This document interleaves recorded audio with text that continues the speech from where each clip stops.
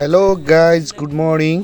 म चाहिँ आज चाहिँ एकदमै छिटो उठेको छु किनभने आज हाम्रो पिकनिक खाने प्रोग्राम रहेको छ। आज हाम्रो 2067 साल एसएलसी ब्याचको पिकनिक खाने कार्यक्रम रहेको छ है। त्योभन्दा अगाडि हामी चाहिँ सबैजना स्कुलमा भेट्नेछौँ भन्ने हाम्रो छ। म चाहिँ स्कुल त जानेछु, हाम्रो पुरानो स्कुल पढेको स्कुलमा। त्यो म जानुभन्दा अगाडि सबैजना साथीहरू आइसकेको रहेछ।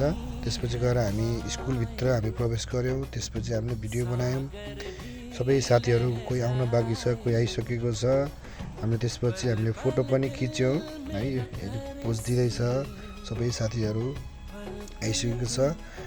त्यसपछि हामीले फोटोसोटो खिचिसकेपछि हामीले पिकनिक स्थलतिर जाने निर्णय गऱ्यौँ।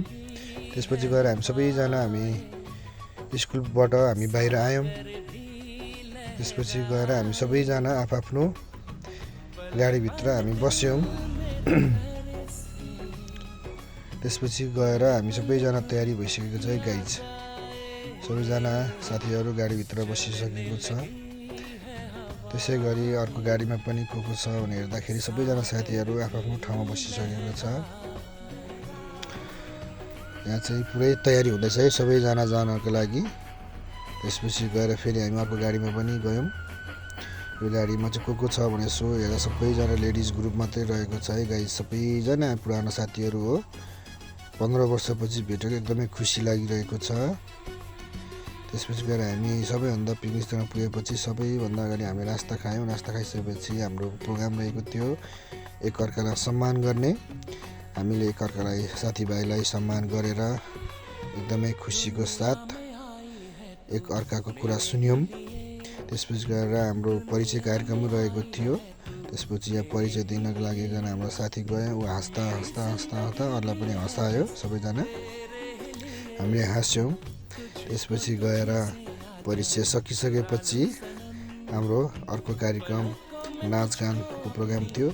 त्यसपछि गएर मैले चाहिँ नाच्दाखेरि चाहिँ यता छेउमा किचनमा हेऱ्यो के पाक्दैछ भनेर। यहाँ सबै कुराहरू रेडी हुँदै थियो। त्यसपछि एकदमै हामी नाच्यौँ, गायौँ, रमाइलो गऱ्यौँ। त्यसपछि गएर नाच्दा नाच्दै 2 बजिसकेको थियो, भोक पनि लागिसकेको थियो। त्यसपछि गएर हामीले खाना खाने तयारी गऱ्यौँ। अनि खानासाना हामीले खायौँ। खाइसकेपछि एउटा ग्रुप यहाँ फोटो खिचौँ भनेर हामीले खिच्यो है। फोटो पनि हामी सबैजनाले फोटो खिच्यो। त्यसपछि खाना पनि सबैजनाले मिठो मानेर खायो।